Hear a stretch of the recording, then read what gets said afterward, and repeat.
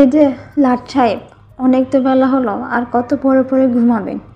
এবার ঘুম থেকে উঠুন। 11টায় যে একটা চাকরির ইন্টারভিউ আছে, ভুলে গেলেন নাকি?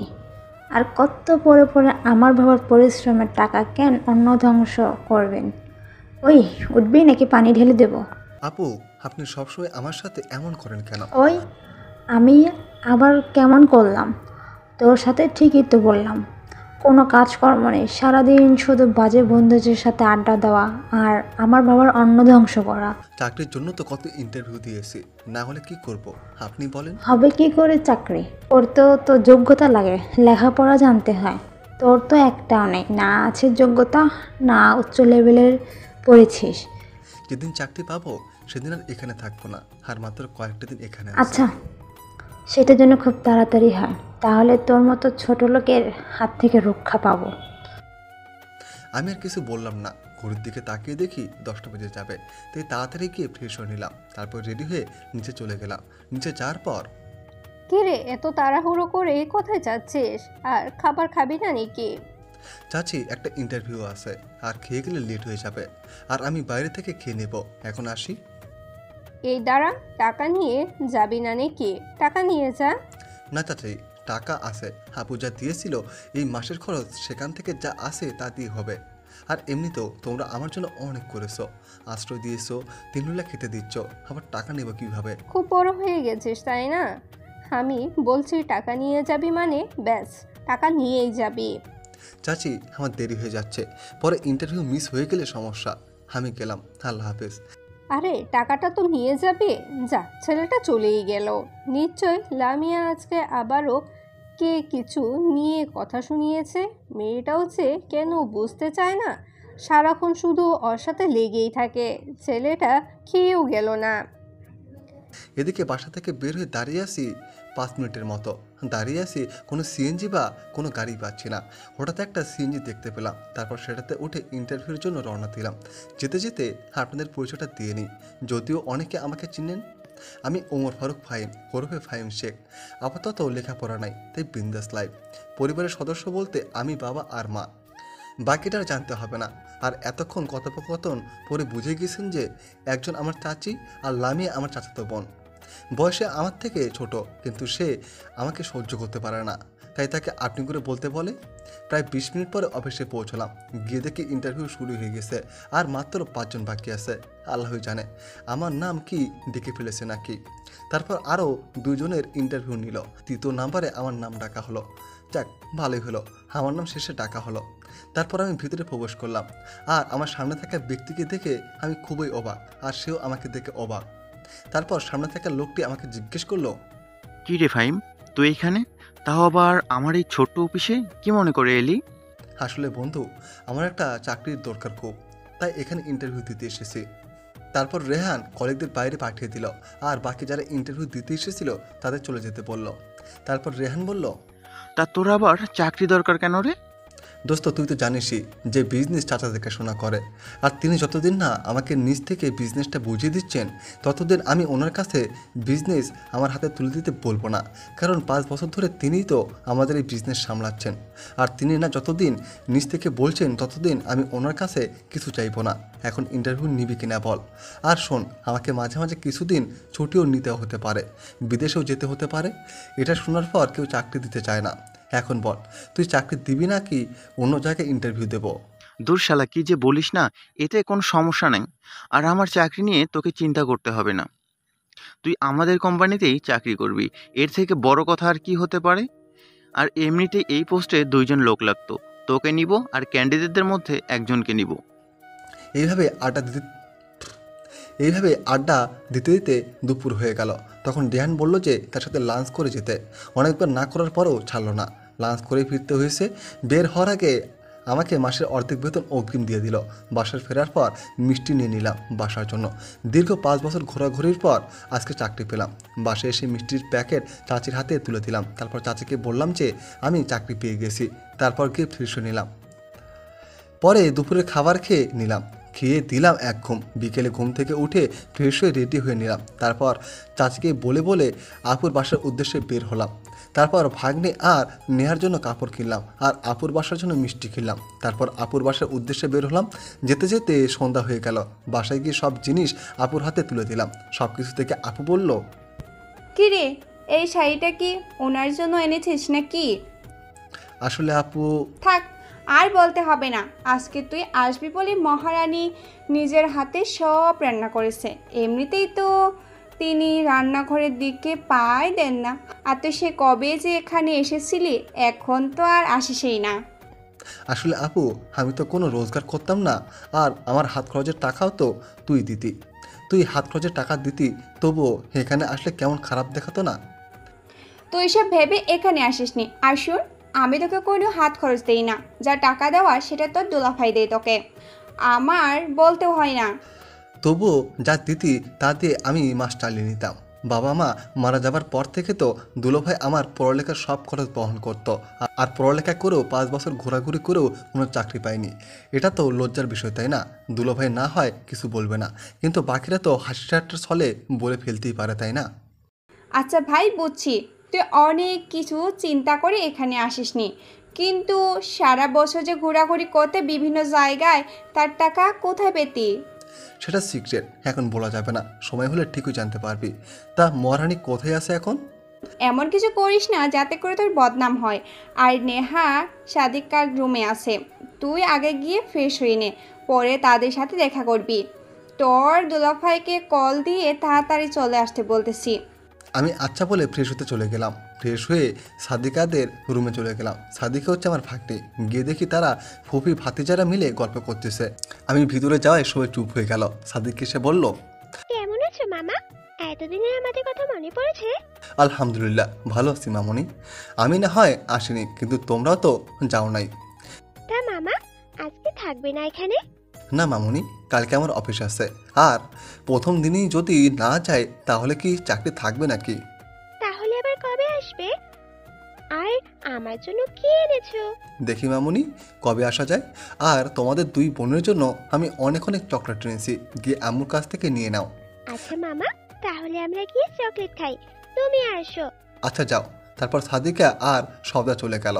আমি আর নেহা সামনাসামনি বসে আছি, দুজনেই চুপ। হঠাৎ নীরবতা ভেঙে আমি বললাম, কি ম্যাডাম, এইভাবে কি চুপ করে থাকবেন নাকি? তাহলে চুপ করে থাকেন, আমি গেলাম। এই শোনো না, বলছিলাম কি, এখনো কি আমাকে একটু সময় দেওয়া যায় না নাকি? কিসের সময় চাও তুমি বলো? ছুটির দিনে বিকেলে আপনার সাথে একটু আলাদাভাবে সময় কাটাবো, দুজনে কোনো নিরিবিলি জায়গায় বসে কথা বলবো। আসলে নেহা, আমি চাই তোমাকে সময় দিতে, কিন্তু আমি একজন বলেও বলতে পারলাম না। আর আমি আগে বেকার ছিলাম। তোমার ভাই যা হাত খরচ দিত তা দিয়ে কোনোভাবে চলে যেত, কিন্তু এখন চাকরি পেয়েছি, মাসে বেতনও পাবো। কিন্তু সব ছুটির দিনে ফ্রি থাকবো নাকি সেটা বলতে পারবো না। অবশ্য আমি সবসময় চেষ্টা করব তোমাকে সময় দিতে। আচ্ছা, সমস্যা নেই, আমি তো এমনিতেই বলেছিলাম। তা আজকে এখানে থেকে গেলেই তো পারেন। তা হয় না, নতুন চাকরি পেয়েছি, যদিও বন্ধুর অফিসে। তাও তো আমাকে সবার মতো করে চলতে হবে। ইনশাল্লাহ একদিন এসে থেকে যাব। আমরা কথা বলতেছি, তখনই আপুর ডাক এলো খাবার টেবিলে যাওয়ার জন্য। তারপর নিচে গিয়ে খাবার খেয়ে নিলাম। খাওয়া শেষ করে দুলাভের সাথে বসে কিছুক্ষণ কথা বললাম। পরে সবার থেকে বিদায় নিয়ে বাসার উদ্দেশ্যে রওনা দিলাম। তারপর বাসায় এসে ফ্রেশ হয়ে ঘুমিয়ে গেলাম। চিফ, ইরান মাফিয়া আল আসাদ একটা প্ল্যান করেছে বাংলাদেশে হামলা করার জন্য। আমাদের সকল এজেন্টদের অ্যাক্টিভ করে দাও। আর আল আসাদ এখন কোথায় আসে সেটার খবর লাগাও। আচ্ছা, আমাদের এজেন্ট এফএস এখন কোথায় আসে? স্যার, এফএস আমাদের নেটওয়ার্কের বাইরে আছে, আর তাকে আমরা কখনোই খুঁজে পাবো না যদি না সে নিজে ধরা দেয় আমাদের কাছে। Chief, I don't know, but he is a best agent of NSI, so find him immediately. Okay. সকালে ঘুম থেকে উঠে ফ্রেশ হয়ে নিচে নাস্তা করতে চলে গেলাম। নাস্তা করে বাইরে বের হয়ে দেখি নতুন বাইক রাখা। তা দেখে চাচিকে জিজ্ঞাসা করলাম যে এটা কার জন্য। তখন চাচি বলল যে চাচা এটা আমার জন্য কিনে এনেছে, আজকে প্রথম চাকরিতে যাব বলে। তারপর চাচি আমাকে বাইকের চাবি দিয়ে গেল। আমিও বাইক নিয়ে অফিসের উদ্দেশ্যে বের হলাম। অফিসে গিয়ে কাজ করছিলাম, এমন সময় ফোনে মেসেজ এলো। মেসেজ ওপেন করে দেখি এনএসআই হেডকোয়ার্টার থেকে মেসেজ। তারপর সারাদিন কাজ করে সন্ধ্যায় বাসায় গেলাম। ফ্রেশ হয়ে আমার সিক্রেট রুমে চলে গেলাম। রুমটাতে আমার রুমের ভেতর দিয়ে যেতে হয়, আর আমি ছাড়া কেউ সেই রুমে যেতেও পারবে না। দরজায় ফিঙ্গারপ্রিন্ট দেওয়ার পর দরজা খুলে গেল, সাথে রুমের সব লাইট আর কম্পিউটার ওপেন হয়ে গেল। কিছুক্ষণ কম্পিউটারে গুতাগুতি করে সব লগ আউট করে রুম থেকে বের হয়ে গেলাম। বের হয়ে দেখি লামিয়া আমার রুমে বসে আছে। আমাকে দেখে ভূত দেখার মতো চমকে উঠলো। তাই আমি জিজ্ঞাসা করলাম, কি হলো? আমাকে দেখে আপনি এভাবে চমকে উঠলেন কেন? তো তুই কোথা থেকে এলি রুমে? আমি তো এখানেই ছিলাম, কিন্তু আপনি হঠাৎ আমার রুমে যে? আম্মু তোকে নিচে যা ডাকছে ডিনার করতে। আপনি যান, আমি আসতেছি। তারপর লামিয়া চলে গেল। মনে শান্তি পেলাম যে সে আমাকে ওই রুম থেকে বের হতে দেখেনি। লামিয়া রুম থেকে বের হওয়ার পর ভাবতে লাগলো, আমিও তো রুমে ছিলাম, তাকে তো রুমে দেখিনি ঢোকার সময়, তাহলে সে বের হলো কোথা থেকে? আর যদি রুমে থাকতো তাহলে আমি তাকে দেখতে পাইনি কেন? এর আগে অনেকবার এমন হয়েছে। তার রুমে কি যেন কোনো সিক্রেট রুম আছে নাকি? এসব ভাবতে ভাবতে লামিয়া ডিনারের টেবিলে চলে গেল। কিছুক্ষণ পর আমিও চলে গেলাম ডিনার করতে। ডিনার করে রুমে এসে ঘুমিয়ে গেলাম। এদিকে হেডকোয়ার্টারে রাত 8:05 আমাদের সার্ভারে একটা অজ্ঞাত মেল আসে, আর সেটাতে লেখা আছে যে আল হাসাদ এখন কক্সবাজারে। ওকে, চলো আমরা এখনই সেখানে রওনা হব। পাখি হাতছাড়া হয়ে গেলে ধরতে কষ্ট হবে। ওকে চিফ, আপনি কি শিওর যে সেখানে গেলেই পাবে? আর এটা তো ফেকও হতে পারে। আরিফ, তোমার এখনও অনেক কিছু শেখার আছে, কারণ তুমি শুধু মেলটাই দেখেছো, কিন্তু মেলটাই কোনো সার্ভার থেকে এসেছে সেটা দেখোনি। মেলটা যেই ডিভাইস থেকে পাঠানো হয়েছে তার আইপিও দেখোনি। ঠিক তো চিফ, 1 মিনিট দেখে নিই। চিফ, এটা তো আমাদের সার্ভার থেকেই এসেছে, প্লাস এই ডিভাইস থেকেই। কিন্তু এটা কি করে সম্ভব? এই ডিভাইসের অ্যাক্সেস কেউ কি করে পেতে পারে? এটা তো হাইলি সিকিউরড ডিভাইস। এটা সাধারণ কারো পক্ষে সম্ভব না। এটা শুধু আমি আর আরেকজন ছাড়া কেউ পারে না, তাই তো সে ধরা ছোঁয়ার বাইরে। তার মানে আমাদের বেস্ট এজেন্ট এফএসের কাজ এটা। কিন্তু স্যার, লগ ইন চেক দিলেই তো দেখা যাবে সে এটা কোথা থেকে অ্যাক্টিভ করেছে। ওকে, আমরা যেতে যেতে গাড়িতে বসে তুমি চেক কইরো। এখন চলো ফার্স্ট। তারপর চিফ একটা টিম নিয়ে কক্সবাজারের উদ্দেশ্যে বের হয়ে গেল। সেখানে পৌঁছাতে সকাল 11টা বেজে গেল। তারপর চিফ সহ টিমের বাকিরা হোটেল থেকে খবর নিয়ে জানতে পারলো আবু আসাদ এখন হোটেলেই আছে। তাই তারা দেরি না করে খুব সতর্কতার সাথে হোটেলে রেড করে আবু আসাদকে অ্যারেস্ট করে আর তাকে নিয়ে ঢাকার উদ্দেশ্যে রওনা দেয়। এদিকে সকালে ঘুম থেকে উঠে আমি খাবার খেয়ে অফিসে চলে গেলাম।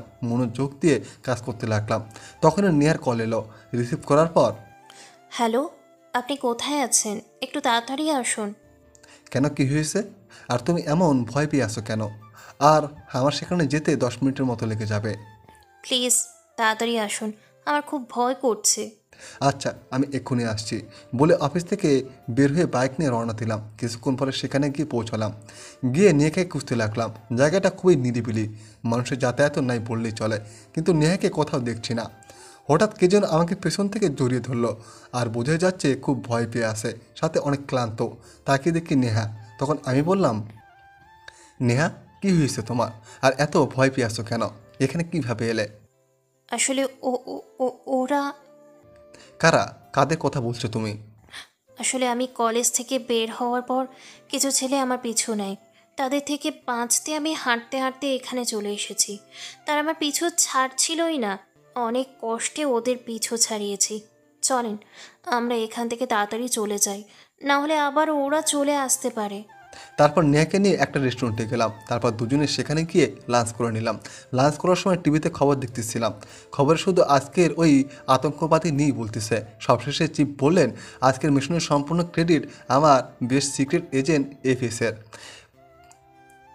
প্রতিবারের মতো তার সাহায্যে আমরা এই আতঙ্কবাদীকে আটক করতে পেরেছি। এখনও তাকে কোনো জিজ্ঞাসাবাদ করা হয়নি, তবে তাকে জিজ্ঞাসাবাদ করার পরে জানতে পারবো যে এই মিশনে আর কে কে ইনভলভ আছে।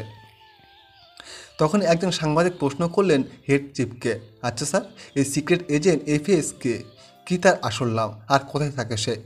চিপের সম্পর্কে কিছুই বলতে পারবো না, কারণ সে একজন এনএসআই সিক্রেট এজেন্ট। বলে কনফারেন্স শেষ করে চিফ চলে গেলেন। এদিকে আমিও অফিসের কাজ শেষ করে বাসায় চলে আসি। এভাবে কেটে গেল 3 মাস। একদিন অফিস করে বাসায় ফিরছি। পরে রুমে গিয়ে ফ্রেশ হয়ে নিচে বসে টিভি দেখছিলাম। তখন চাচা এসে আমাকে বলল, ফাইম, তোর সাথে আমার কিছু কথা ছিল, তুই একটু আমার রুমে আয়। চাচা এখানে বসে বলো না, সমস্যা নাই তো, আমরাই তো। আচ্ছা তাহলে শোন, আমাদের যে ফ্যামিলি বিজনেসটা আছে সেটাতে তোর বাবার 70% পার্টনারশিপ ছিল আর আমার 30% পার্টনারশিপ। তোর বাবা তোর আপুর বিয়ের পর আমাকে ডেকে নিয়ে বলেছিল যে এই 70% থেকে তোকে 50% দিতে আর তোর বোনকে 20% দিতে, কিন্তু আমি তোদের বিজনেস সম্পর্কে এই কথাগুলো এতদিন বলিনি, আজকে বললাম। তা হঠাৎ আজকে বলতেছো কেন? কোনো সমস্যা হয়েছে নাকি? সমস্যা আছে বলেই তো বলছি, এতদিন বলিনি তোর সুরক্ষার জন্য, কারণ তোর বাবা মায়ের মৃত্যুর অ্যাক্সিডেন্ট হলেও সেটা ছিল একটা প্ল্যানিং অ্যাক্সিডেন্ট। আর তুই এখনও যথেষ্ট পরিমাণে বড় হয়েছিস, নিজের ভালো মন্দ নিজেই বুঝিস, তাই ভাবছিলাম কোম্পানিটা এখন তোর হাতে তুলে দিব আর আমি ম্যানেজার পদে নিয়ে খাবো। আচ্ছা চাচা, তুমি এটা ভাবলে কি করে যে তুমি থাকতে আমি কোম্পানি সামলাবো?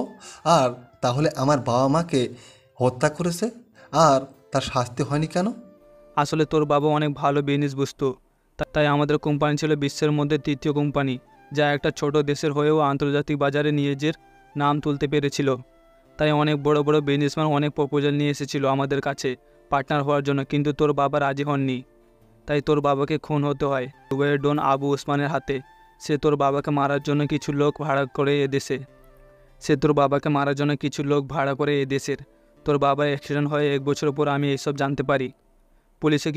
পুলিশও কিছু করতে পারিনি, কারণ আজ পর্যন্ত আবু ওসমানের পুলিশের নাগালে পড়িনি।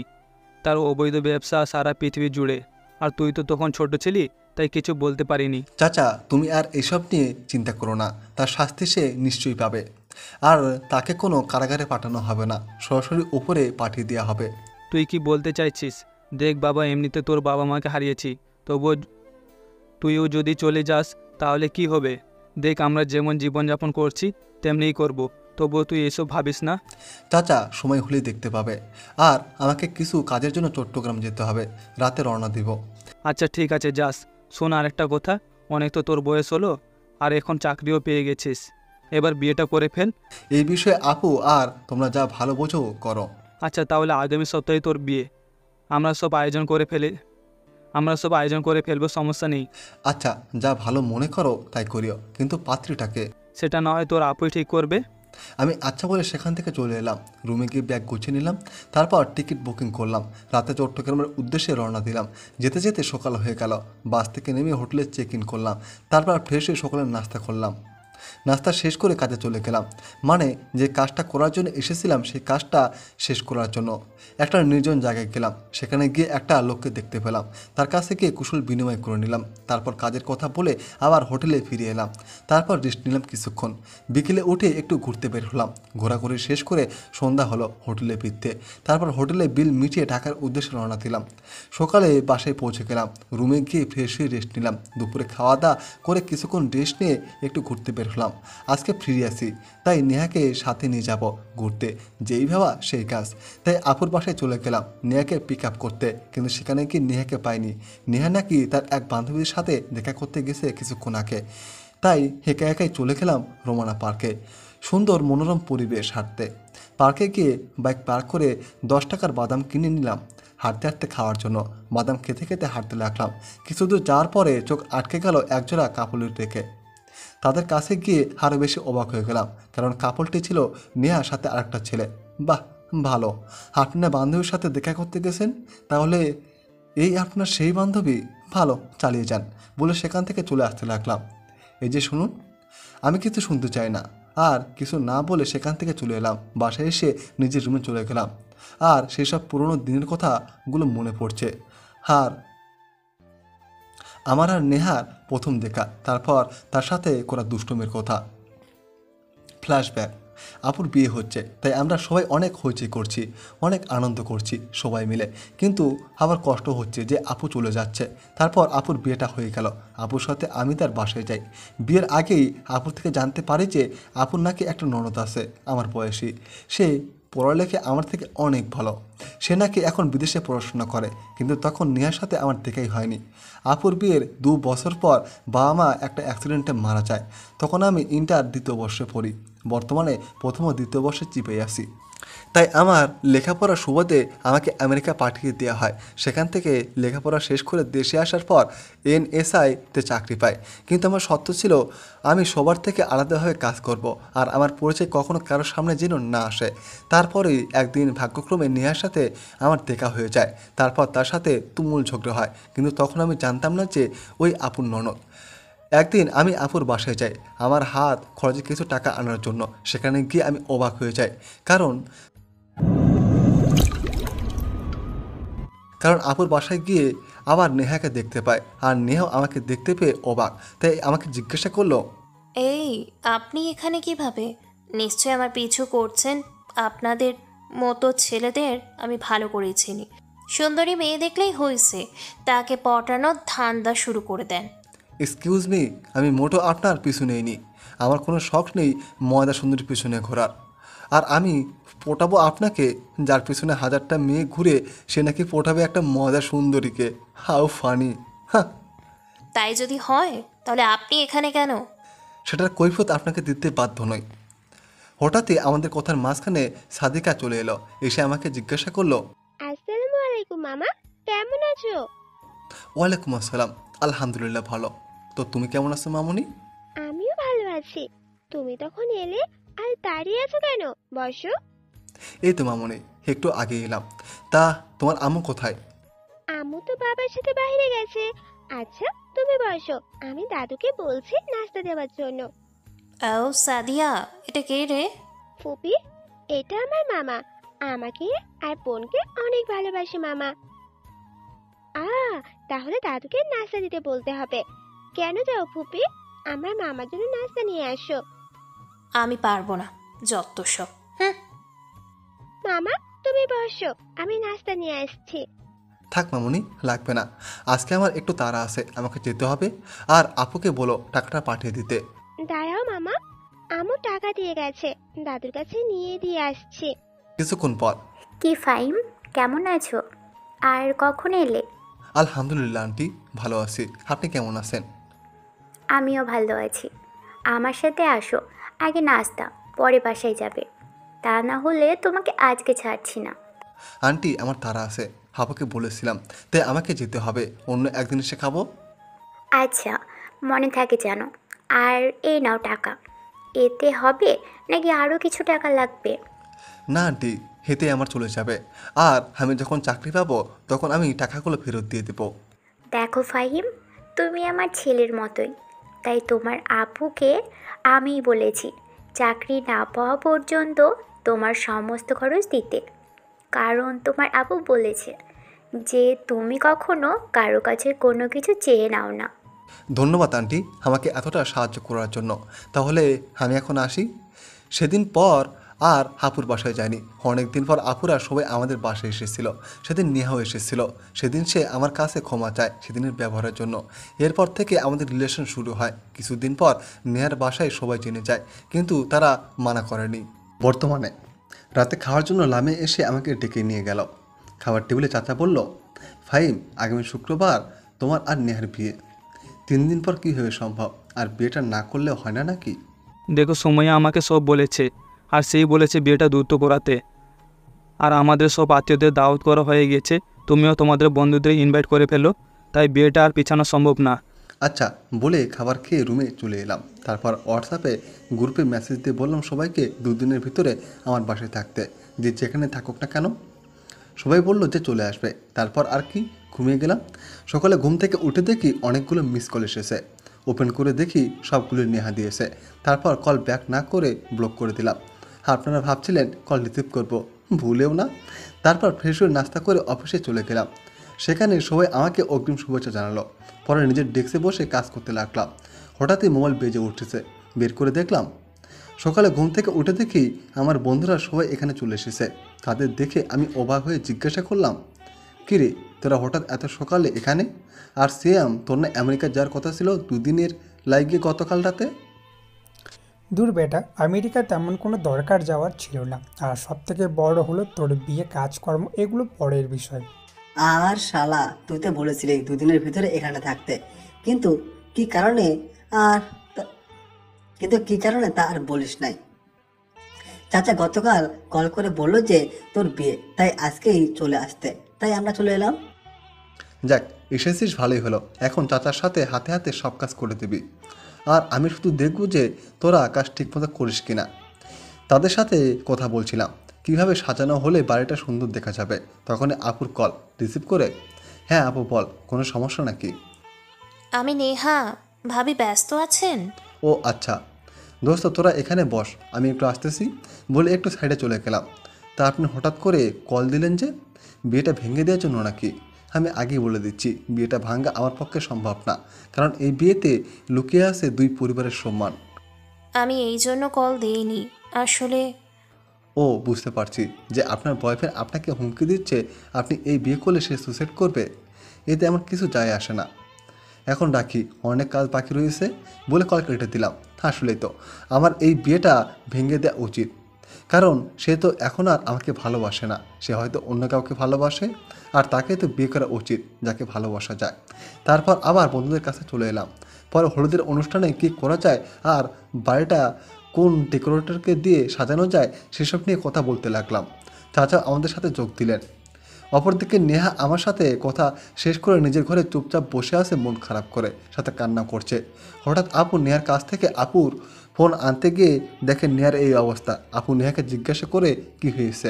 নেহা বলতে চায়নি। অনেক জোরাজোরি করার পরে নেহা বলল, আসলে ভাবি, কালকে উনি আসবেন আমি জানতাম না। গত বলেছিলেন না আপনাকে যে আমার এক বান্ধবীর সাথে দেখা করতে যাব। হ্যাঁ বলেছিলে, আর তুমি তো গিয়েও ছিলে, কিন্তু সমস্যা কোথায় হলো? আসলে ভাবি, আমার বান্ধবীর বাসায় যাওয়ার পর ওর স্বামীর সাথে ঘুরতে যাবে বললো, সাথে আমাকেও নিয়ে গেল।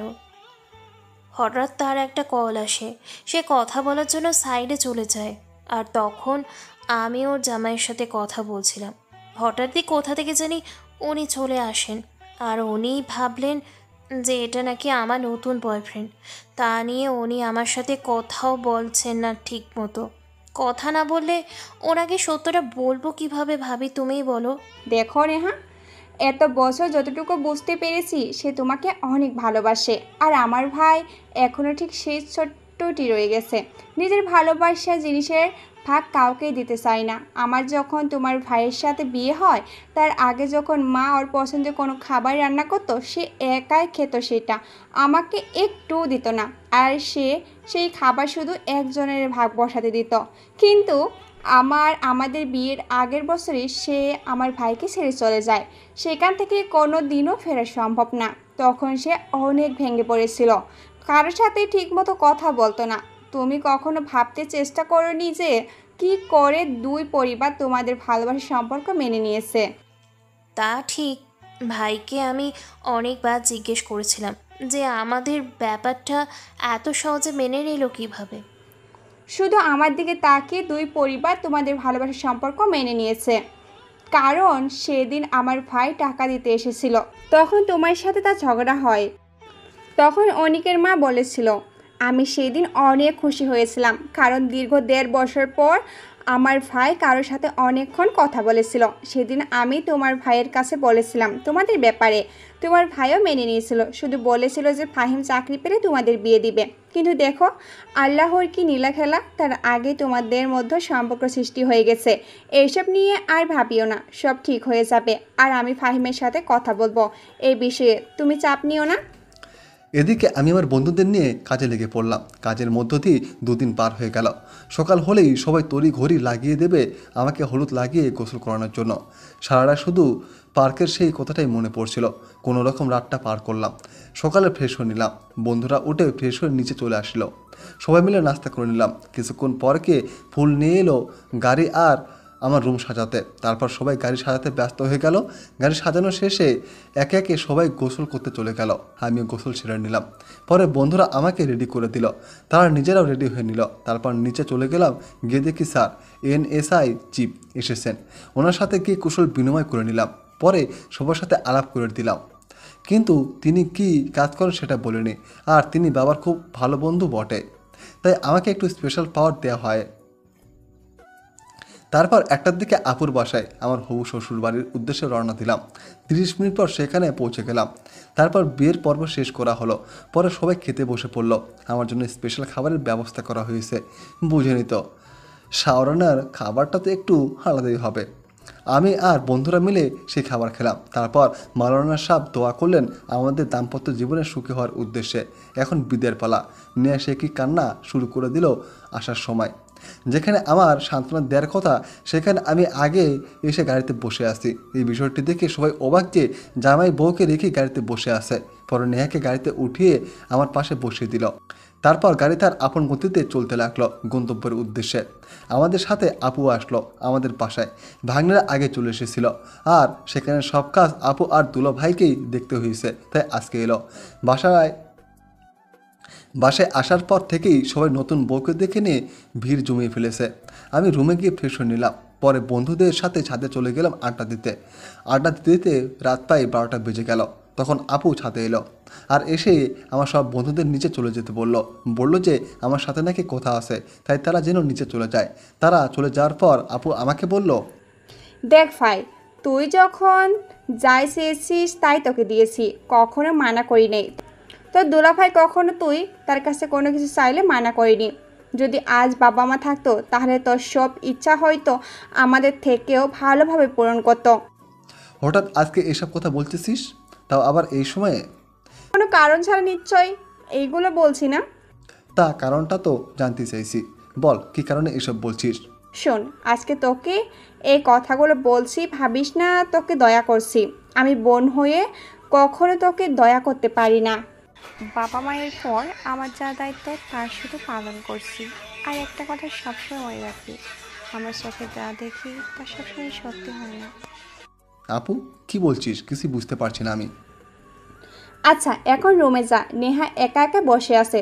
শুন, আজকে রাতটা সকল নারী পুরুষের ক্ষেত্রে একটা স্মরণীয় রাত। এমন কিছু করিস না যেন মেয়েটাকে সারা জীবন কান্না করে কাটাতে হয়। আশা করি কি বলছি তুই বুঝছিস, কারণ আমি জানি আমার ভাইটা এতটা অবুঝ না। সে সব সময় ভালো মন্দ ভেবে কাজ করে। আচ্ছা এখন চল, তোকে রুমে দিয়ে আসি। বলে আপু আমাকে রুমে দিয়ে আসলো। রুমে গিয়ে দেখি রুমটা খুব সুন্দর করে ফুল দিয়ে সাজানো, কিন্তু যা ফুল দিয়েছে সবগুলি অতিরিক্ত সুবাস, যা আমার একদমই সহ্য হচ্ছে না। দাঁড়িয়ে আছি, এমন সময় নিয়ে এসে আমাকে সালাম করলো। নেয়াকে যে আমি উঠাবো সেই শক্তিটাও পাচ্ছি না। ফুলের ঘ্রাণ যেন আমার সারা শরীর শক্তিহীন হয়ে গেছে। যেখানে দাঁড়িয়ে আছি সেখান থেকে 1 ইঞ্চিও সরার শক্তি পাচ্ছি না। চোখেও কেমন ঝাপসা ঝাপসা দেখতেছি। তারপর আর কিছু মনে নেই। যখন চোখ খুললাম দেখি যে সকাল হয়ে গেছে আর আমার রুমে কোনো ফুল নেই। আমি বিছানায় শুয়ে আছি আর নেয়া আমার বুকের উপরে শুয়ে আছে। কাল রাতে কী হয়েছিল কিছুই বুঝতেছি না। যতটুকু মনে আছে আমি তো খাটা থেকে অনেকটা দূরেই ছিলাম। আমি খাটে আসলাম কিভাবে? তারপর এসব ভাবতে ভাবতে নেহাকে আমার বুকের ওপর থেকে নামিয়ে ফ্রেশ হতে চলে গেলাম। ফ্রেশ হয়ে নিচে চলে গেলাম। গিয়ে দেখি সবাই নিজেদের কাজে ব্যস্ত। আমি আপুকে ডাক দিলাম। আপু আমার সামনে চলে এলো। তখন আমি আপুকে জিজ্ঞাসা করলাম যে আমার কী হয়েছিল, কিন্তু আপু কিছুই বললো না। শুধু বললো যে আগামী কয়েকদিন রেস্ট নিতে। তারপর আপু জিজ্ঞেস করলো যে নেহা ঘুম থেকে উঠেছে কিনা। আমি না বললাম। আপু আরও বললো যে কোনো বিষয় নিয়ে যেন আমি বেশি চিন্তা না করি বলে আপু আবার চলে গেল। তারপর আমি আবার রুমে চলে গেলাম। রুমে গিয়ে দেখি নেহা ঘুম থেকে উঠে গেছে। ফ্রেশ হয়ে আয়নার সামনে বসে চুল ঠিক করতেছে। আমি খাটের উপর শুয়ে মোবাইলে ঘাটাঘাটি করছিলাম। হঠাৎ একটা মেল এলো ফোনে। মেল ওপেন করার পর দেখলাম যে হেডকোয়ার্টার থেকে মেল এসেছে। মেলে লেখা আছে আগামী মাসের 4 তারিখে আবু ওসমান ইরানে যাচ্ছে একটা ওয়েপেন ডিলিং করার জন্য। আর আবু ওসমানের সাথে বাংলাদেশের বিশিষ্ট ব্যবসায়ী আজমলাও সেখানে থাকছে। যদি এই ডিলটা হয়ে যায় তাহলে বাংলাদেশের সামনে অনেক বড় বিপদ এগিয়ে আসছে। আর আমাদের এজেন্টের টিম 3 দিন পরে সেখানে যাচ্ছে। আমাকেও সেখানে যেতে হবে। আমি মেলের রিপ্লাই বললাম যে আমি তারা যাওয়ার 2 দিন পর যাব, আর আমি সেখানে গিয়ে সব প্ল্যান বলবো। কিছুক্ষণ পর স্যারের কল এলো। আসসালামু আলাইকুম স্যার। ওয়ালাইকুম সালাম। তা ফাহিম, শুনলাম তুমি নাকি অসুস্থ? তেমন কিছু না। কেমন আছেন আপনি?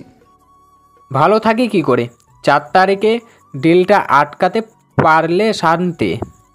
সেদিন কোনো ডিল হবে না। ডিল হবে 3 তারিখ বা 5 তারিখ। কারণ আবু ওসমান ইতিমধ্যে জেনে গেছে যে তাদের এই ডিলের ব্যাপারটা লিক হয়ে গেছে, তাই একদিন আগে বা একদিন পরে ডিল হবে। আর সেদিন আবু ওসমানের সাথে আজমলই ওয়েপেন ডিলিং করতে যাবে। এই ডিল কোনো ইরানি মাফিয়ার সাথে হচ্ছে না। আর আজমল গতকাল ইরানের উদ্দেশ্যে চলে গেছে, আজকে মনে হয় সেখানে পৌঁছে গেছে। সেখানে সে ইরানি মাফিয়া দিলীপের অতিথিশালায় থাকবে আর ডিলটা সেখানেই হবে। আর সেখানে 50 জন সিকিউরিটি গার্ড থাকবে আজমলকে প্রোটেক্ট করার জন্য। তুমি এত কিছু কিভাবে জানো? যারা আমাকে নিঃস্ব করে দিয়েছে আমি তাদের খবর রাখবো না, এটা কি করে হয়? আমি তো এই দিনটার অপেক্ষা করেছিলাম যেদিন এদের দুজনকে একসাথে পাবো। বুঝতে পারলাম না, কি বলতেছো? সময় হলে বুঝতে পারবেন, তাহলে আবার টিকিট পাঠিয়ে দিন। আমি যেদিন বলেছি তার আগের দিন রওনা দিব। আর একটা কথা, টিম মেম্বারদের সাথে আপনিও যাবেন সেখানে, কারণ আমি আপনাকে প্ল্যান বুঝিয়ে দেব আর আপনি বাকিদের বুঝিয়ে দেবেন। কিন্তু কাউকে কখনো বলবেন না যে কে এই এফএসআই, কি তার পরিচয়, কোথায় থাকে সে, আর এটা বলবেন না যে আমি তাদের সাথে থাকবো। ওকে। কল কেটে দেখি নেহা আমার সামনে দাঁড়িয়ে আছে, তাই আমি নেহাকে জিজ্ঞাসা করলাম, কি হলো, এভাবে দাঁড়িয়ে আছো কেন? আপনার সাথে কিছু কথা আছে। তার আগে বলুন, কাকে বলছেন যে আপনি যে তাদের সাথে আছেন কাউকে যেন না বলে? সব কথা শুনে ফেললো নাকি? কি এত ভাবছেন বলুন? তোমাকে বলতে যাব কেন? আর তুমি কি বলবে আমি জানি। ডিভোর্স চাইবে তো, যাতে তোমার প্রেমিককে বিয়ে করতে পারো। কিন্তু দুঃখের কথা হলো আমি তোমাকে কখনোই ডিভোর্স দেবো না। যাকে ভালোবাসি তাকে কি করে অন্যের হাতে দিব? আর আর হাতে কি? কফি এনেছিলাম আপনার জন্য, আর আপনি ভুল বুঝতেছেন। আমার কথাটা তো শুনবেন। আমি আর কিছু শুনতে চাই না, যা বললাম এটি ফাইনাল। এখন কফির মগটা দিয়ে এখান থেকে আসতে পারো। নিয়ে কফির মগটা দিয়ে মনটা খারাপ করে চলে গেল। আমিও আপন মনে ফুল চালাতে চালাতে কফিতে চুমুক দিলাম। কফির স্বাদটা আজকে ভিন্ন লাগতেছে, এটা ভিন্ন লাগতেছে। এটা তো কাকিবা লামিয়ার হাতে বানানো কফি না? সেই পুরনো স্বাদ বারবার মনে পড়ে যাচ্ছে। কফিটাতে মন মতো হয়েছে। আজকে বউ ভাতের অনুষ্ঠান, আর সেটা অনেক বড় করে আয়োজন করা হয়েছে। সব আত্মীয় স্বজনদের দাওয়াত করা হয়েছে। নেওয়া তার বান্ধবীদের দাওয়াত করেছে। নিজে নেমে দেখি সবাই নিজেদের কাজে ব্যস্ত। তখন লামিয়াকে ডেকে পড়লাম খাবার দিতে, কিন্তু অনেকক্ষণ হয়ে গেল খাবার নিয়ে আসছে না। কিছুক্ষণ পর নেয়া আমার জন্য খাবার নিয়ে এলো। আমি খেতে শুরু করে দিলাম। সেই কখন খেয়েছিলাম গতকাল রাতে, যা ক্ষুধা পেয়েছিল, তাই এদিকে সেদিকে না তাকিয়ে খাবার খেতে লাগলাম। বউকে পেয়ে আমাকে ভুলে গেলা বেবি? কথাটা শুনে খাওয়া বাদ দিয়ে পেছনে তাকিয়ে দেখি রিম্পা দাঁড়িয়ে আছে। বেপি, আগে খেয়ে নি, পরে কথা বলি, খুব ক্ষুধা পেয়েছে। তুই বসে যা আমার সাথে। না রে, আমরা মাত্র খেয়ে আসলাম, আর তোর দুলাভাই বাইরে দাঁড়িয়ে তোর কাকার সাথে কথা বলতেছে। তা বেপি, একা একাই খাইতিস? তোমার বউ যে এইভাবে তোমাকে খাওয়াচ্ছে, তুমি তো তাকে একবারও খাওয়ার কথা বলতিস না। বেপি, তুমি তো ঠিকই বললা, সমস্যা নাই, ও খেয়ে নিবে পরে। এই নেহা, তুইও খেয়ে নে। এই হাদারাম কখনো মুখ ফুটে তোকে খেতেই বলবে না। তারপর রিম্পার সাথে কথা বলতে বলতে খাওয়া শেষ করলাম। তা চলো বেপি, দেখি সে কপাল পোড়া কে যে আমার এই বেপিটাকে বিয়ে করেছে। আচ্ছা চল, তোকে আলাপ করিয়ে দেই। তারপর রিম্পু, বন্ধুরা সবাই রিম্পাকে রিম্পু বলে ডাকে। তার জামাইকে ডাক দিল। তাকে দেখে তো আমি পুরোই অবাক, কারণ নেয়ার সাথে সেদিন পার্কে যাকে দেখেছিলাম এটাই সেই লোক। কিরে হাদারাম, কোথায় হারিয়ে গেলি? হ্যাঁ শোন, এই হচ্ছে আরিফ, আমার স্বামী। আর আরিফ এ হচ্ছে, বলতে হবে না, আমি এনাকে আগে থেকেই চিনি, কিন্তু ইনি হয়তো আমাকে চেনে না। ইনি হচ্ছে মাহিম, নেহার স্বামী, আর তোমার সেই পাগল বেপি। কিরে, তুই ওনাকে আমার সম্পর্কে কি বলেছিস? আরে ভাই, কিচ্ছু কয় নাই, ও তোর সাথে মজা করতেছে। সেটা আমি তোকে পরে বোঝাবো। যা ভাগ এখান থেকে, ওনার সাথে আমার কিছু কথা আছে। যদি না যাস তাহলে আমাদের মাঝে যা যা হয়েছিল সব বলে দেব। থাক ভাই, মাপ চাই তোর কাছে। তোর সেই কেলোর কীর্তি শুনলে ও পাগল হয়ে যাবে। যা বাদরামি করতি তুই, তা নিয়ে তা আমাদের প্রায় ঝগড়া হতো। এই তো গুড, সব মনে আছে। এখনও দাঁড়িয়ে আছিস কেন? যা এখান থেকে। তারপর রিম্পু চলে গেল। আমিও আরিফকে নিয়ে ছাদে চলে গেলাম। সেখানে যাওয়ার পর আরিফ বলল, আমি জানি আপনি আমাকে এখানে কেন নিয়ে এসেছেন, আর কি বলবেন? মানে বুঝলাম না। আপনি সেদিনের বিষয়ে সম্পর্কে জানতে আমাকে এখানে নিয়ে এসেছেন। তাহলে সেদিন আমরা তোমার বিষয়ের কথা বলছিলাম। আমাদের কথার মাঝখানে হঠাৎ রিম্পুর একটা দরকারি কল আসে, তাই একটু সাইডে যায় কথা বলার জন্য। তখনও নেয়ার সাথে তোমার সম্পর্কের কথাই বলতেছিলাম, কিন্তু হঠাৎ করে তুমি জানি কোথা থেকে চলে আসো। আর আমাদের একসাথে দেখে ভুল বুঝো। সব থেকে বড় কথা হচ্ছে আমি নেহার কাজিন। আসলে আমি সেদিন বুঝতে পারিনি, তাই এমন রিয়েক্ট করেছিলাম। তার জন্য আমি খুবই দুঃখিত, পারলে ক্ষমা করে দিবেন। তারপর দূর কী যে বললে না, এখন থেকে তুমি নেহার স্বামী, মানে আমার ফুফাতো বোনের স্বামী। তাই আপনি করে না, তুমি করে বলবা। আর আমি সেদিন কিছুই মনে করিনি, তোমার জায়গায় থাকলে আমিও এটাই করতাম। কিন্তু একটা কথা মনে রাখবা, কোনো কিছু ভালো করে না দেখে তাড়াহুড়ো করে কোনো বিষয়ে সিদ্ধান্ত নিও না, এতে তুমিই কষ্ট পাবে সবার থেকে বেশি। আরও একটা কথা, আমার পাগলি বোনটাকে তোমাকে অনেক ভালোবাসে, তাই তাকে কখনো কষ্ট দিও না। যদি শুনি তাকে কষ্ট দাও, তাহলে কিন্তু তোমার বর্ডারে নিয়ে বেঁধে রাখবো। এই ক্ষমতা কিন্তু আমার আছে, কারণ আমি আর্মিতে আছি। সেখানে যাওয়ার আমার কোনো ইচ্ছে নেই ভাই। আর তাকে কষ্ট দেয়া আগে আমাকে 10 বার ভাবতে হবে, কারণ তার ভাবে কে সেটা তো আমার থেকে ভালো করে কেউ জানে না। তাও ঠিক বলে হাসতে লাগলো। আমাদের কথা শেষ হতে না হতেই রিম্পু ছাদে এসে হাজির, বলল, কি হলো, তোমাদের কি কথা শেষ হয়নি নাকি? শেষ হলে নিচে চলো তাড়াতাড়ি। সবাই আসতে শুরু করে দিয়েছে। কী রে, তুই কখন গিয়ে গোসল করে রেডি হবি? আজকে তোদের ওই বাড়িতে যেতে হবে, তাই তাড়াতাড়ি গিয়ে ফ্রেশ হয়ে নে। আচ্ছা যাচ্ছি বলে চলে এলাম ছাদ থেকে, রুমে চলে এলাম। রুমে আসার পর হঠাৎ মাথা ব্যথা শুরু হয়ে গেল, তাই শুয়ে পড়লাম। হঠাৎ দেখি নেহা শাওয়ার নিয়ে মাত্র বের হলো। চুল থেকে বিন্দু বিন্দু পানি গড়িয়ে পড়ছে, নাকে মুখে বিন্দু বিন্দু পানি জমে আসে, কিন্তু মাথা ব্যথার জন্য কিছুই ভালো লাগছে না, শরীর পুরো ঘেমে গেছে। আমার এই অবস্থা দেখে নেহা আমাকে জিজ্ঞেস করলো, আপনার কি হয়েছে, এমন করছেন কেন? আপনার পুরো শরীর দেখে ঘেমে গেছে, আপুকে ডাক দিব নাকি? তেমন কিছু না, মাথাটা খুব ব্যথা করতেছে। আমার ডোরে দেখো মাথা ব্যথার মলম আছে, ওইটা নিয়ে আসো। আচ্ছা আপনি শুয়ে থাকুন, আমি মলম এনে কপালে মালিশ করে দিচ্ছি।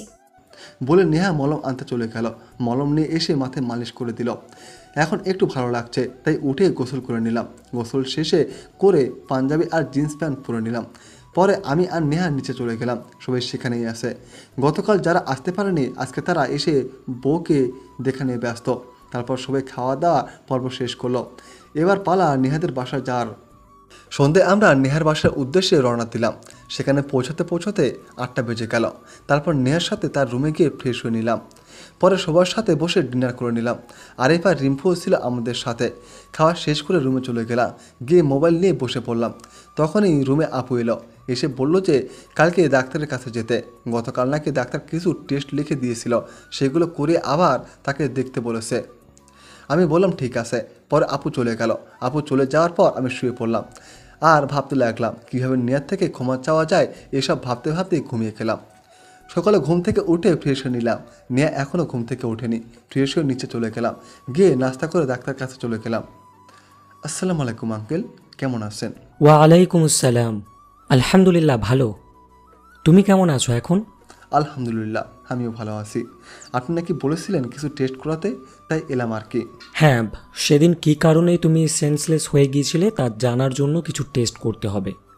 তুমি রিতার সাথে গিয়ে টেস্টগুলো করিয়ে নিয়ে আসো। আচ্ছা আঙ্কেল, আমি যাচ্ছি। তারপর রিতার সাথে গিয়ে সব টেস্ট করে নিলাম।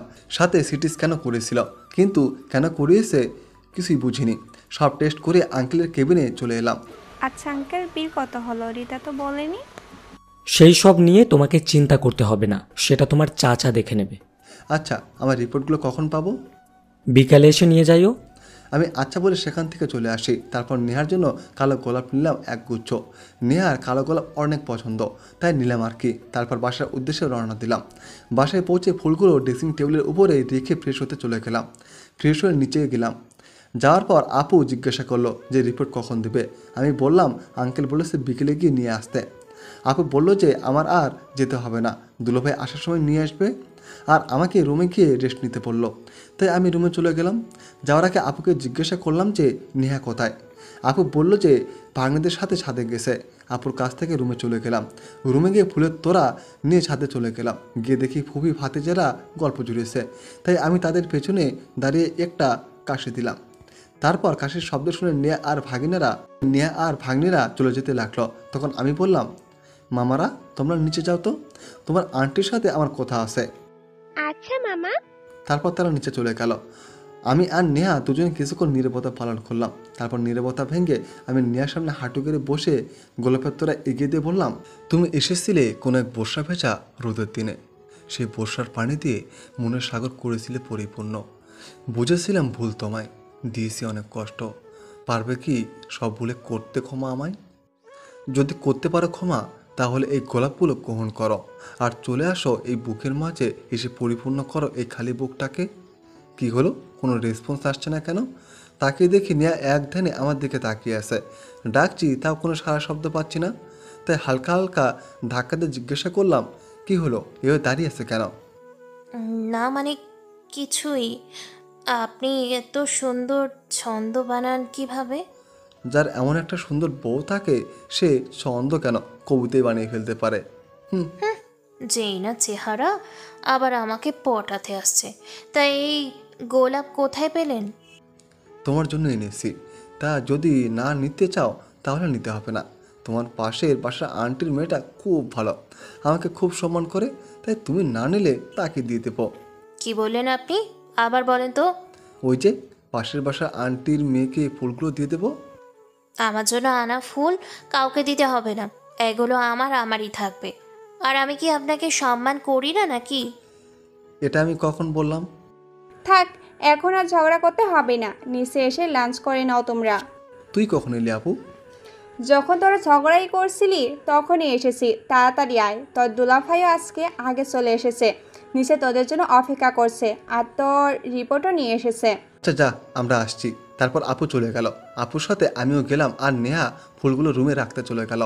ডাইনিং টেবিলে বসে খাবার খাচ্ছি, তখন দুলাভাই বলল, ফাহিম, আমি তোমার রিপোর্ট ডাক্তারকে দেখিয়ে এসেছি। তিনি বলেছেন তোমাকে রেস্টে থাকতে, আর বেশি ঘ্রাণযুক্ত কোনো বস্তু বা জায়গায় না যেতে। আবারও যদি মাথা যন্ত্রণা করে তাহলে ডাক্তার তোমাকে চেক আপ করাতে যেতে বলেছে।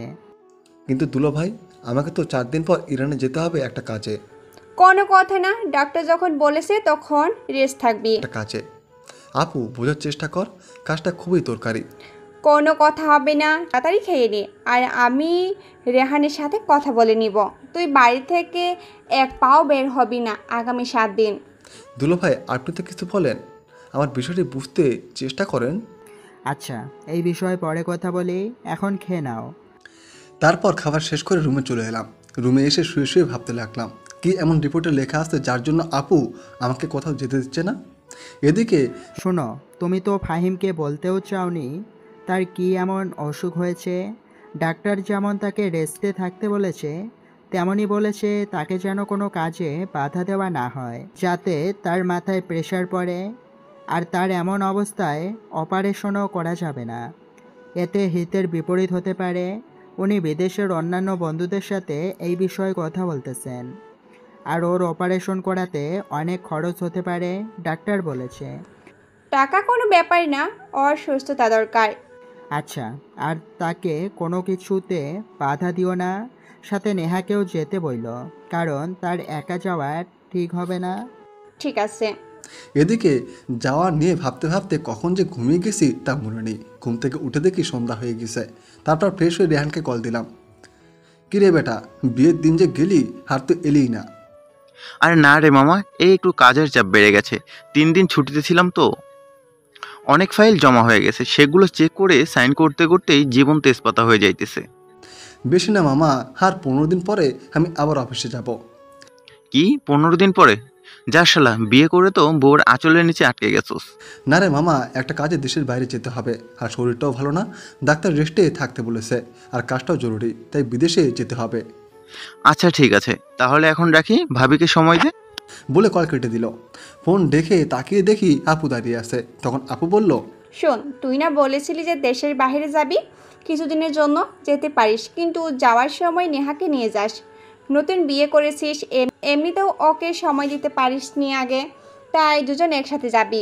এই কথাই যেন করে নড়চড় না হয়, যদি হয় তাহলে কিন্তু যাওয়া ক্যান্সেল করে দেব। আপু, আমি সেখানে ঘুরতে যাচ্ছি না, একটা কাজে যাচ্ছি। আমি কোনো কথাই শুনতে চাই না, হয়তো নেহাকে নিয়ে যাবি, নয়তো যাওয়াই ক্যান্সেল। আচ্ছা ঠিক আছে, নিয়ে যাবনি। পর আপু চলে গেল। আমি আঙ্কেলকে মেল পাঠালাম যে আমার জন্য যেন 2টা টিকিট কাটে। তারপর আর কি, রাতে সবাই মিলে আড্ডা, রাতের খাবার খেয়ে সবাই নিজেদের মতো যার যার রুমে গিয়ে শুয়ে পড়ল। পরের দিন সকালে ঘুম থেকে উঠে আপুকে বললাম যে আজকেই আমরা বাসায় চলে যাব। আপু বলল বিকেলে চলে যেতে। আমিও হ্যাঁ করে দিলাম। রুমে এসে নেহাকে বললাম যে আমরা আজকেই ফিরবো, তাই সব গুছিয়ে নিতে। আজকে যেহেতু শুক্রবার, তাই দুলোভাইও বাসায়। আমি আর দুলোভাই মিলে বাজারে গেলাম। বাজারে সব থেকে বড় মাছটা নিলাম বাসার জন্য। আরও কিছু টুকটাক বাজার করে বাসায় ফিরে আসলাম। বাসায় এসে সকালের নাস্তা করে নিলাম। পরে দুলোভাই, আমি আর ভাগ্নিরা বসে টিভি দেখতে দেখতে গল্প জুড়ে বসলাম। নেহা, আপু আর আন্টি রান্নাঘরে রান্না করতেছে। টিভি আর গল্প করতে করতে আজান দিয়ে দিল। তারপর গিয়ে গোসল করে নামাজে চলে গেলাম। নামাজ শেষ করে বাসায় এসে ফ্রেশ হলাম। তারপর সবাই মিলে লাঞ্চ করলাম একসাথে। লাঞ্চ করে রুমে গিয়ে কিছুক্ষণ রেস্ট নিলাম। বিকেলে আমরা বাসার উদ্দেশ্যে রওনা দিলাম। বাসায় আস্তে আস্তে সন্ধ্যা হয়ে গেল। রাস্তায় অনেক জ্যাম থাকায় বাসায় এসে রুমে গিয়ে ফ্রেশ হয়ে নিলাম। চাচা চাচি বাসায় নেই, কোথাও জানি গিয়েছে। রাত হবে ফিরতে, লামি এসে বলে গেল। আর ওনারা নাকি জানতো না যে আমরা আজকে ফিরব। কি আর করার, রুমে বসে টিভি দেখতে লাগলাম। রাত 10টার দিকে নেহা এসে খাবারের জন্য ডাক দিল। নিচে গিয়ে খেয়ে নিলাম। খাওয়া শেষ করে সোফায় বসে টিভি দেখছিলাম। তখনই চাচা চাচি চলে এলো। এসে আমাদের দেখে অবাক। চাচি জিজ্ঞাসা করলো, কে রে, তোরা কখন এলি? আর আসার আগে জানালি না যে? আসলে চাচি, আমাকে একটা কাজে বাইরে যেতে হবে, তাই চলে এলাম আর কি। আর তোমরা নাকি কোথাও দাওয়াতে গেছো, তাই আর কল দিইনি। আচ্ছা, ডিনার করেছিস নাকি? রান্না করে দিব? হ্যাঁ করেছি। তোমরা অনেক জার্নি করেছো, এখন কি ফ্রেশ হয়ে শুয়ে পড়ো। আমরাও এখনই ঘুমোতে যাব। বাকি কথা না হয় কাল সকালে হবে। আচ্ছা, আমি যাচ্ছি, তোরাও গিয়ে শুয়ে পড়, রাত তো আর কম হয়নি। বলে চাচি চলে গেল। আমরা রুমে চলে এলাম, এসে ঘুমিয়ে গেলাম। তারপর রাতে গিয়ে ঘুমিয়ে পড়লাম। সকালে ঘুম থেকে উঠে ফ্রেশ হয়ে নিচে নাস্তার টেবিলে চলে গেলাম। নাস্তা করে শেষে বসে টিভি দেখছিলাম। তখনই একটা পার্সেল এলো আমার নামে। গিয়ে সেটা রিসিভ করি। পার্সেলটা খুলে দেখি 2টা প্লেনের টিকিট, সাথে একটা চিঠি। চিঠিটা খুলে দেখি লেখা আছে, এটা আমার পক্ষ থেকে তোমাদের বিয়ের উপহার। যখন 2টা টিকিটের কথা বলেছিলে তখনই বুঝেছিলাম। আর কালকে সকাল 10টায় ফ্লাইট, কোনো ভুল যেন না হয়। সময় মতো চলে আসবে, আমি সেখানে অপেক্ষা করব। ইতি, তোমার আঙ্কেল। তারপর নেহাকে ডাক দিয়ে বললাম যে রাতে সব প্যাকিং করে ফেলতে, আর সকাল 10টায় ফ্লাইট। তারপর রুমে এসে প্ল্যান করতে লাগলাম কীভাবে ওদের দুজনকে মেরে ফেলা যায়। আমার কাছে ওদের মেরে ফেলার মতো পাওয়ার আছে, কিন্তু সেখানে এত বড় মাফিয়া আসছে, তার সিকিউরিটি তো তেমনই কঠিন থাকবে। তারপর সারাদিন কোনোভাবে কাটিয়ে নিলাম। পরের দিন সকালে ঘুম থেকে উঠে ফ্রেশ হয়ে নাস্তা করে নিলাম। পরে আমি আর নেহা রেডি হয়ে নিলাম। দুলোভাই আর আপু এসে আমাদের এয়ারপোর্টে বিদায় দিয়ে গেল। 10টায় প্লেন আকাশে উড়াল দিল আমাদের গন্তব্যে। অনেকক্ষণ পর প্লেন ইরানে পৌঁছে গেল। প্লেন থেকে নেমে দেখি আঙ্কেল আমাদের রিসিভ করতে এসেছে। তারপর ওনার সাথে আমরা হোটেলে গেলাম। আঙ্কেলের পাশের রুমটাই আমাদের জন্য দেওয়া হয়েছে। হোটেলে গিয়ে ফ্রেশ হয়ে রেস্ট নিলাম। রাতে খাওয়ার পর নেহাকে ঘুম পাড়িয়ে দিয়ে আমি আঙ্কেলের রুমে গিয়ে আঙ্কেলকে সব প্ল্যান বুঝিয়ে দিয়ে আসলাম। আর আঙ্কেল খবর দিলেন যে কাল বিকালে ওসমান আর আজমান মিটিং করে ডিল ফাইনাল করবে, আর এখানকার পুলিশও আমাদের সাপোর্ট করবে। আমি আঙ্কেলকে বললাম সবাই যেন কালকে নিজেদের পজিশন নিয়ে রেডি থাকে। তারপর রুমে এসে ঘুমিয়ে গেলাম। সকালে ঘুম থেকে উঠে ফ্রেশ হয়ে নাস্তা করে নিলাম। উদ্দেশ্য একটা, আন্টির বাসায় যাব। এখান থেকে 20 মিনিটের রাস্তা। আর নেহাকে সেখানেই রেখে আসবো। আমি চাই না এই বিষয়ে ও কিছু জানুক, আর আজকের এই মিশন সম্পর্কে যেন না জানে। কারণ আজকের এই মিশনে ফিরে আসতেও পারি, আবার নাও আসতে পারি। তাই আমার ওর জন্য কষ্ট হচ্ছে। সমস্যা নেই, যদি কিছু হয়েও যায়, মানে মারা যায়, তাও তো সে আর এতদিন আমাকে মনে রাখবে। একদিন আমি না থাকায় হয়তো আমাকে বলে অন্য কাউকে জীবনে জায়গা দেবে।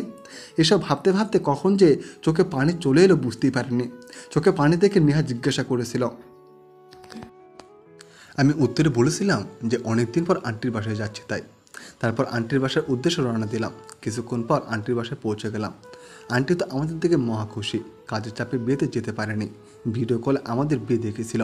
পরে আন্টির সাথে গল্প করতে লাগলাম। কিছুক্ষণ পর ফারিয়া আন্টির মেয়ে এলো। তখন আন্টি চলে গেল রান্না করতে। দুপুরে আন্টির বাসায় খেলাম। আন্টি জিজ্ঞাসা করলো যে কোথায় উঠেছি। আমি হোটেলের কথা বলায় আন্টি খুব রাগ করলো। তিনি বললেন তাদের বাসায় যেন আজকেই চলে আসি, আর যতদিন এখানে আসি তাদের বাসায় থাকতে।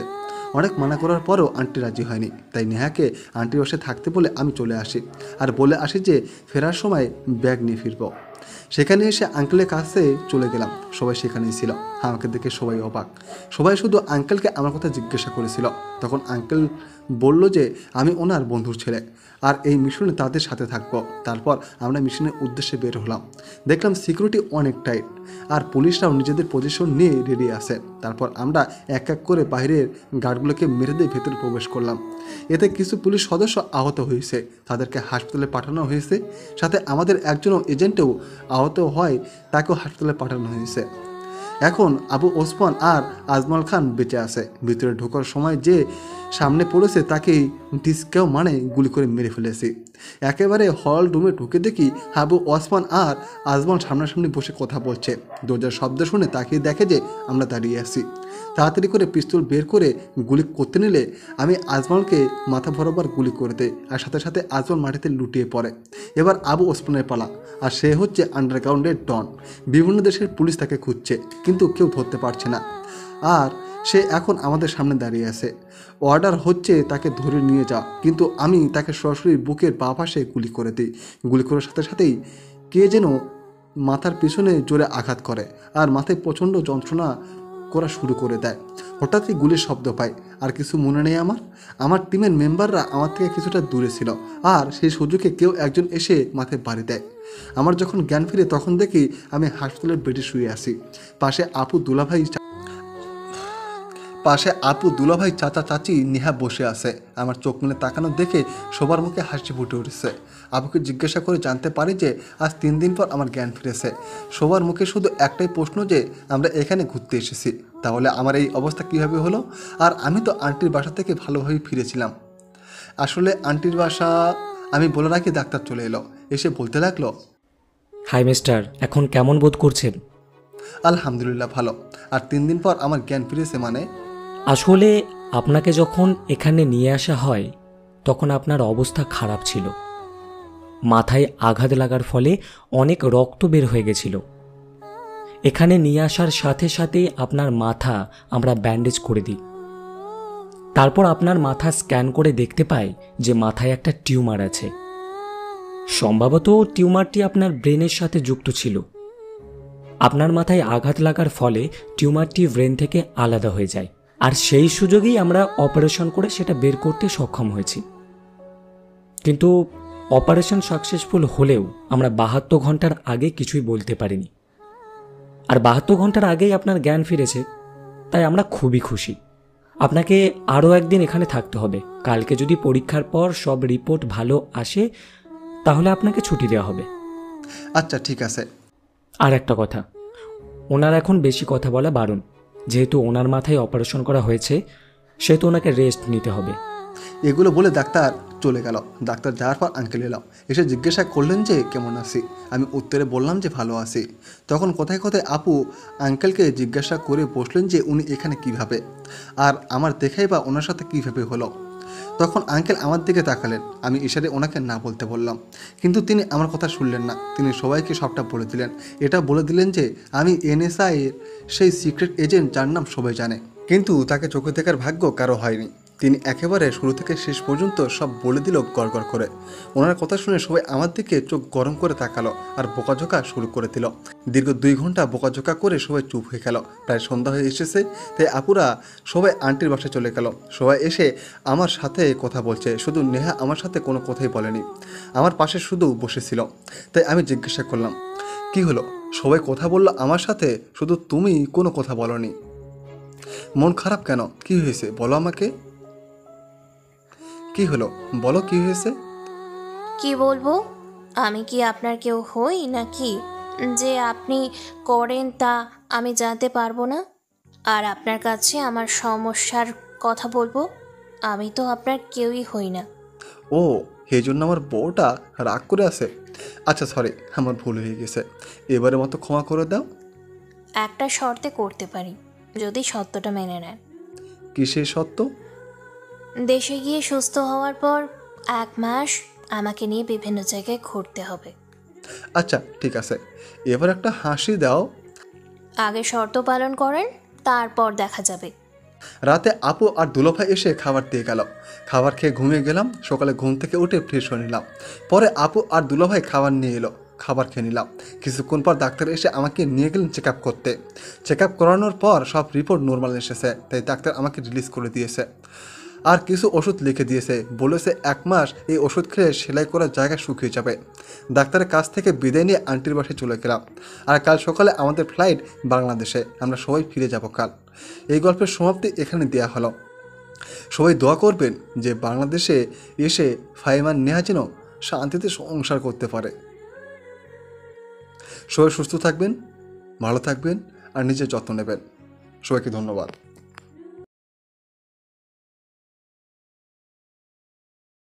গল্পটি যদি ভালো লেগে থাকে তাহলে অবশ্যই একটি লাইক এবং শেয়ার করে দেবেন। গল্পটি কেমন হয়েছে এবং আপনাদের কীরকম গল্প পছন্দ কমেন্ট করে জানিয়ে দেবেন। ধন্যবাদ।